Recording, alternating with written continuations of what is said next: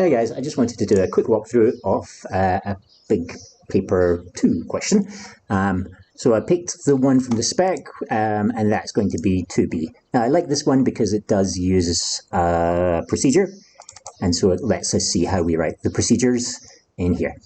So this is for a hospital. We're going to have a patient, and a patient is going to have a bunch of readings.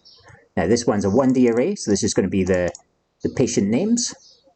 And then we're going to have a 2D array, and that contains the temperature and the pulse rate. So it's going to be a n by 2 array, or 2D array.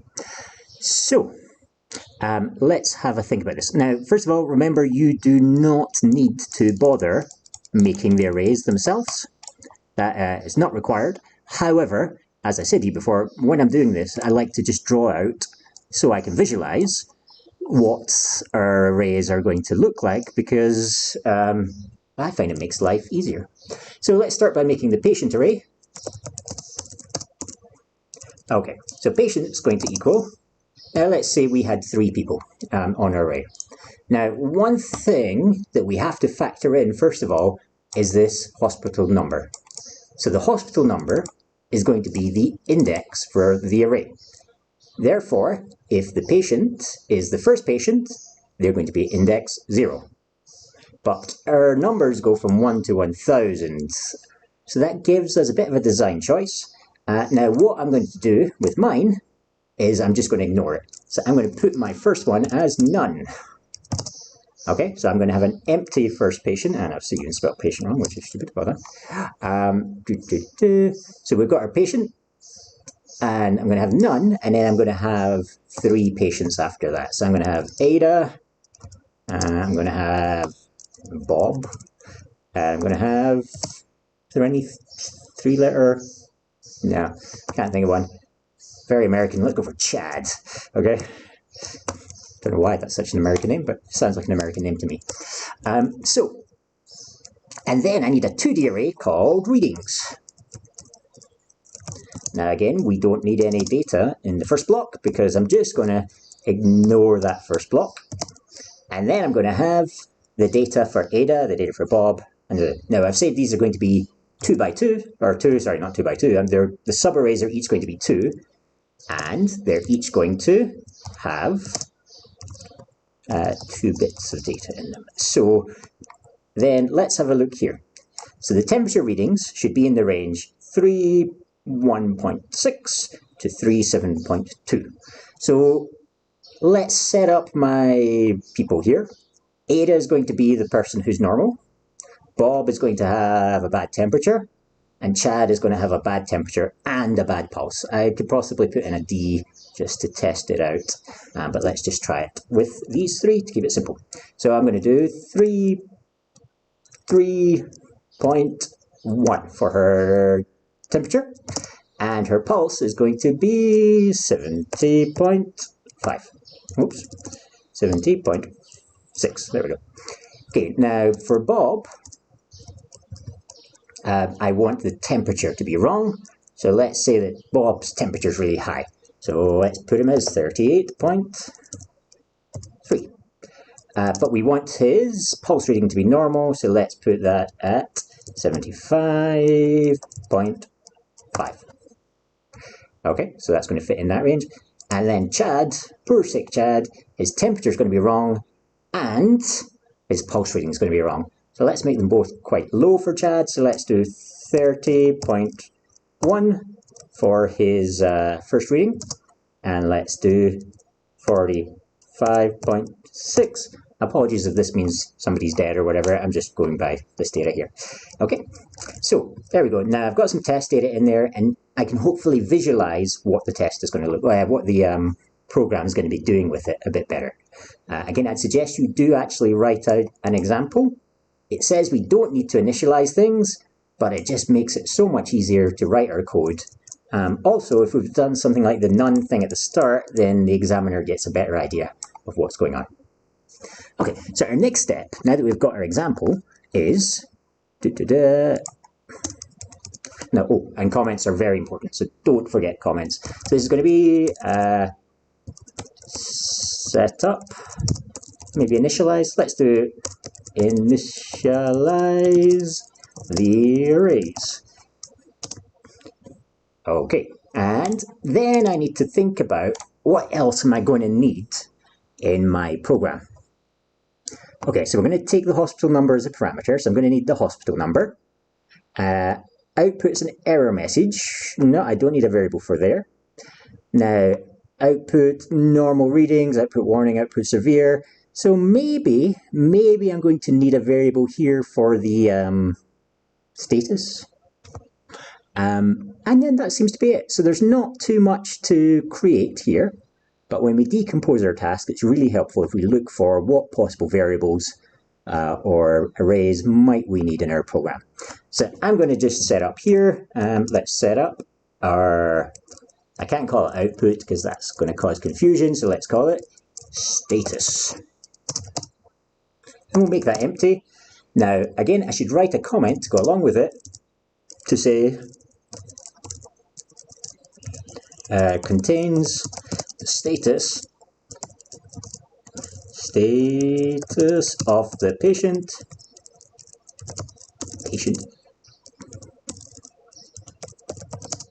to be output.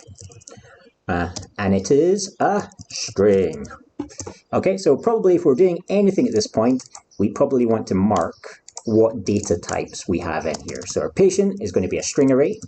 Now remember, for Python, you can include multiple data types in the lists because they're not actually arrays, but in pseudocode and other languages we can't. So this is going to be a float in Python, slash, I always forget what it's called, a real, sorry, or a real in pseudocode. Okay, so I'm going to have these values, and I'm going to have these comments to go with it. And again, the comments are really important. If we don't have those comments, we're going to have a problem. Okay, so now here is where I'd suggest you take, but obviously you have a read through the whole thing, but here I'd suggest you try and outline the basic steps that you're going to need in your program. Now, when you're doing this, you probably just obviously it's easier for me because I can put them into my code. So I'd suggest doing it on a separate piece of paper and just writing down the steps and ticking them off as you go along. But I would also suggest putting them in as your comments. So again, I can get away with it being easy for me. So the steps of the program are this, and I'm just going to change each of these to be comments, and you can do the same if you like.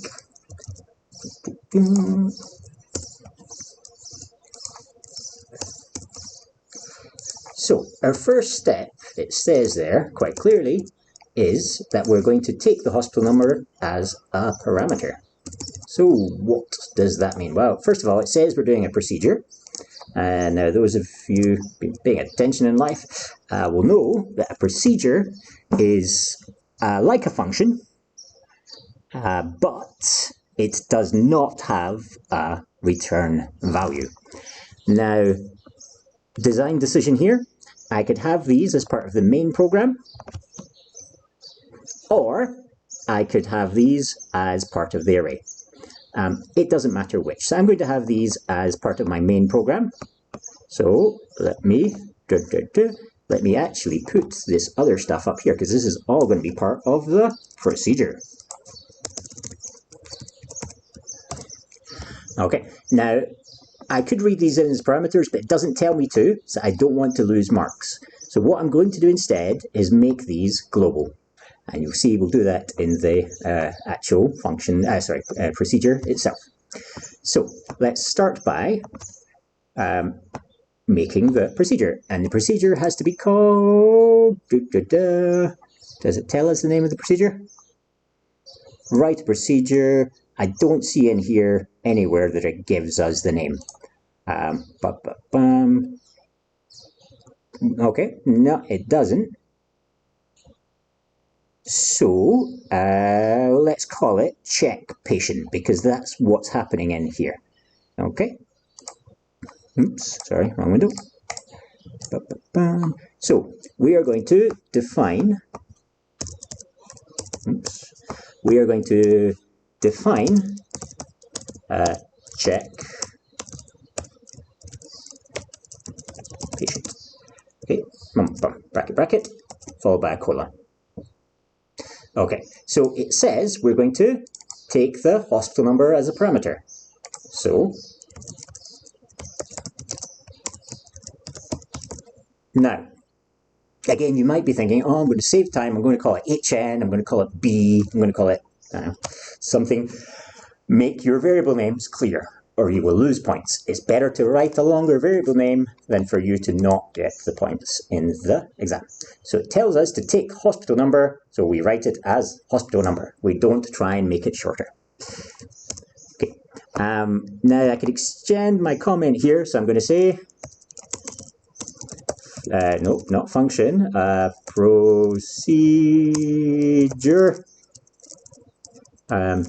That takes the hospital number parameter and return and prints the info for that patient.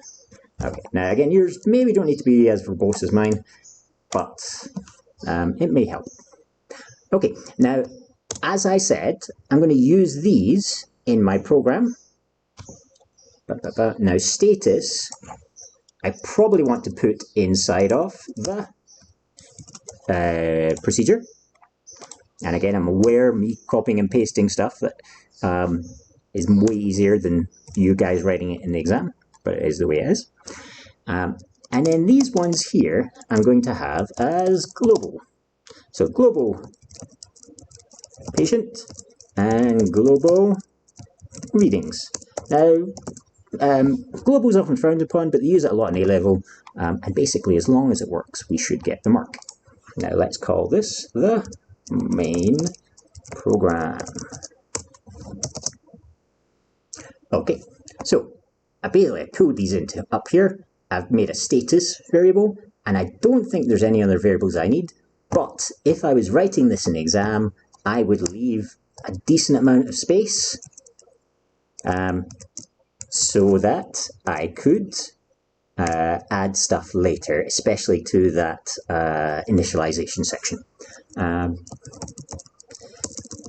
Set up the arrays as global arrays. Okay, so again, comments are your friend. You're not going to lose marks for writing too much, but you may lose marks by not writing enough. Anywho, okay, so then we've got this, we've got status, I think that's all it needs. So the first thing we have to do is check that the hospital number is valid. And again, I'd suggest using the specs and the words in the specs just to make it clear what you're doing at each stage. So what does it say about the hospital number? So the hospital number, here. So the hospital number is used for the index on both arrays. This value is between 1 and 1000 inclusive, and that keyword there is inclusive, which means 1 and 1000 are accepted results. Okay, so if the number is valid, so we check the number is valid and outputs an error message and exits the program if it's not valid. So all we want to say there is if hospital number is less than 1 or the hospital number is greater than 1000, then we are going to print,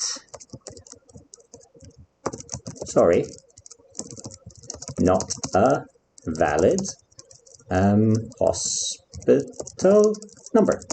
Now again, if it asks you, you will lose marks, or you won't gain marks, sorry, I should probably say, you won't gain marks for not having appropriate messages. So just write it out in a clear way.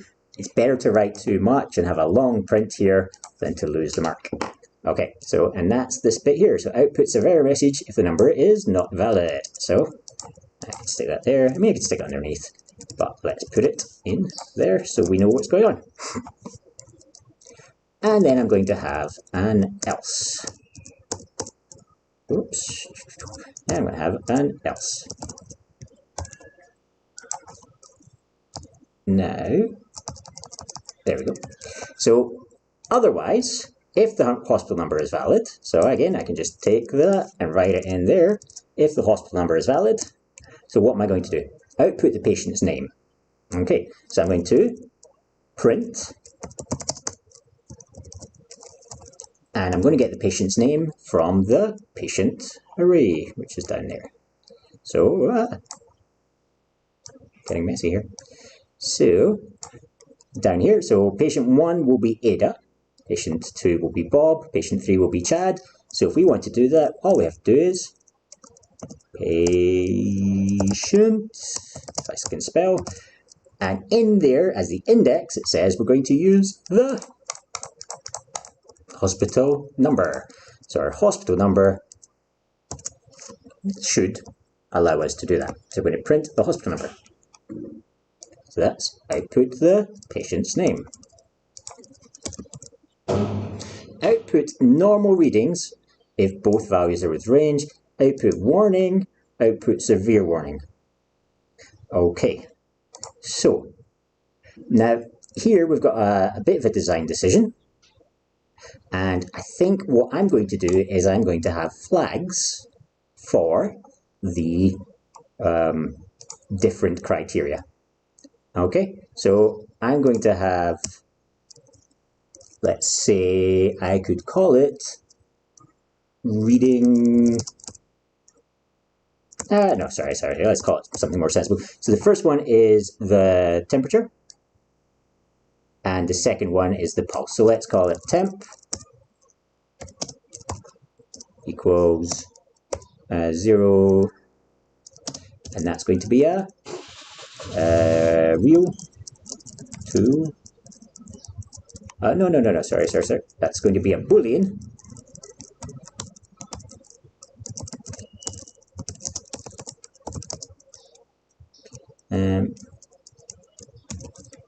Let's not call it temp, let's call it temp status. Okay, and that's going to be a Boolean to note if the temp is out of range. Now you could be more specific here, and you could say false equals in range. Okay, just to make it clear as to what's going on. And then we could have pulse status equals false, and that's going to be almost the same thing. Boolean to note if the pulse is out of range. And again, let's be clear, because we're not going to lose marks for being too clear. We're going to lose marks for not being clear enough. So false equals in range. Okay, so now that I have got these, basically I'm going to check if the temperature is in the range. If it is, then I'm going to set it to blah. Otherwise, I'm going to check if the pulse is in range, and I'm going to set it to blah. Oops, checks if the pulse. Checks if the pulse is in range. Okay, so how do I do that? Now, the important thing to note here is this is going to happen inside of the else. Now, I could switch these around. Maybe that's going to be easier, and I could do the else at the bottom, but whatever works, okay? So, that's going to happen in this else section. So I printed the hospital number, and now I want to check the readings. So let's say what I'm doing in a comment. Check the temperature. Okay, so I'm going to say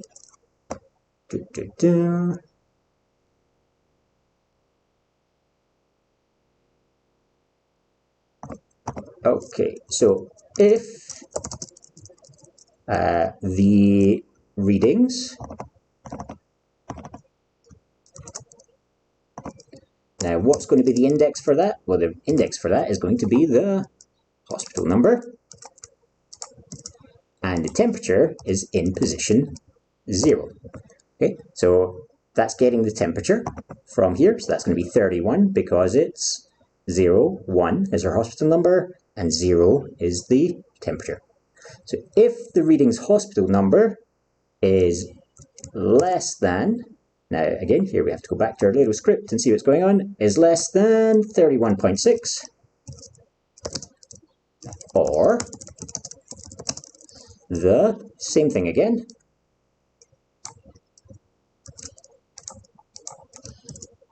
is greater than 37.2. Then we want to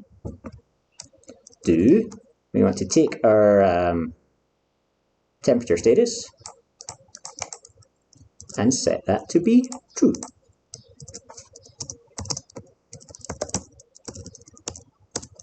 Okay, now we don't want to do elif, we want to do an if again. So these are two separate conditions. So we want to do if, now almost the same thing, I'm just going to steal that whole line.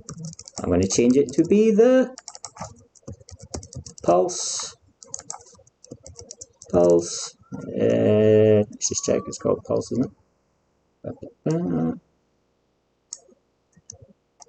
No, it's not, it's still readings. sorry, I'm being stupid here. It's still called readings. Let's go back. And it's this number here that's going to change for the pulse. So because the pulse is in the position number 2, we're going to change that to be a 1 and a 1. Okay. So, now again, if you got time, I'd suggest you'd write it out on paper, make all your mistakes like I'm making now, and then copy a nice clean version onto the page, if you have time. Yeah? So most people have more than enough time. Now here, I want to not call it temp status, I want to call it pulse status. Okay, so now I get to my output. So I want to start by saying, let's start with them both. Okay, now you can probably write this in nice fancy ways. I'm just going to write it for clarity. So then I'm going to say if temp status and pulse status. Now remember that that's the same as writing if temp status equals true. Okay, same thing, but you can just write if temp status because it will become a Boolean anyway. So if temp status and pulse status, then I'm going to print severe warning. And so I need to print severe warning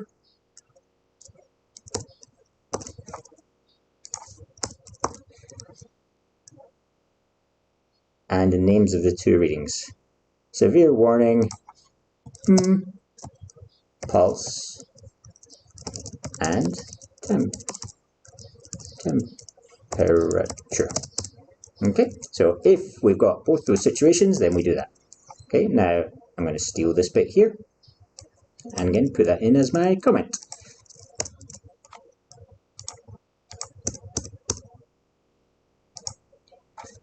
Okay, then I'm going to have an elif. Let's check the temperature. Elif temp status. Now here the order that we do things is important. So if I put if temp status first, then that would do the temperature issue. That would do the temperature first. And so it would be harder to check if both were wrong. So you need to think about the order in which you're going to do things in. So otherwise I'd have to write it with a bit more clarity or a bit more something. Anyway, so output warning if the name is out of range. So that's this line here. So else temp status, and we're going to print warning, and the name of the reading is temperature. Okay, so that's if the temperature is out of range. So if they're both out of range, do this. Otherwise, if one of them's out of range, write that. So then the next one is going to be almost the same. Another elif, and this elif, again, I can repeat the comment, it's fine. And this is going to be pulse status. And I'm I'm going to change the warning to say pulse. Now, by default, we know that if both are not true, if one of the so if we know these, then we know by default that everything is within the normal range.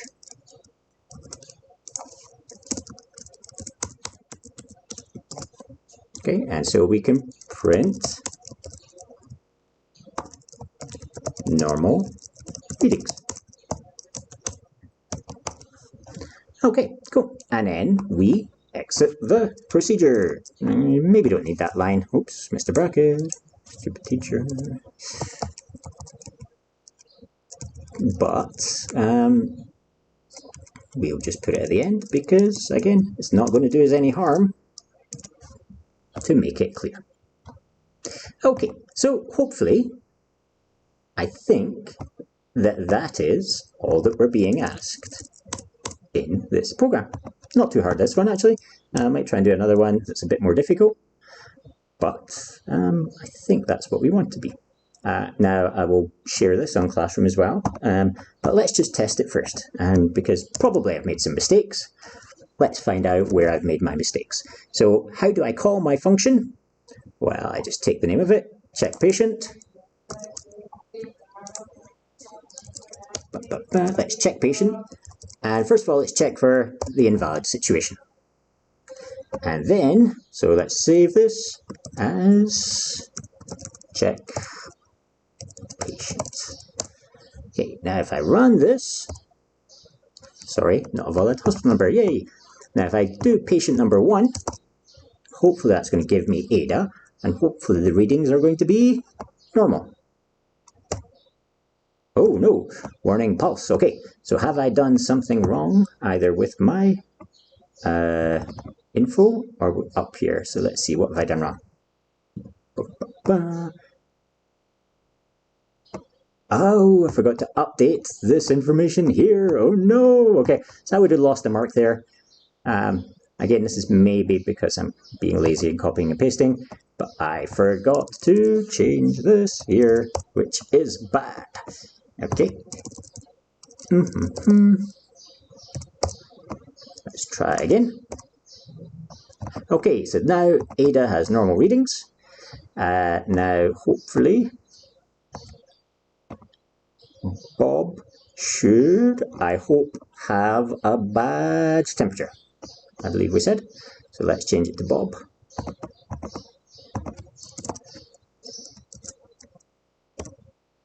Yay, Bob has a temperature warning, and Chad should have a double warning. So let's check patient number 3. Ooh, severe warning, pulse and temperature. Cool. Now I could make a 4th person. Let's call him or her. I think it's a girl, but let's call him Dawn.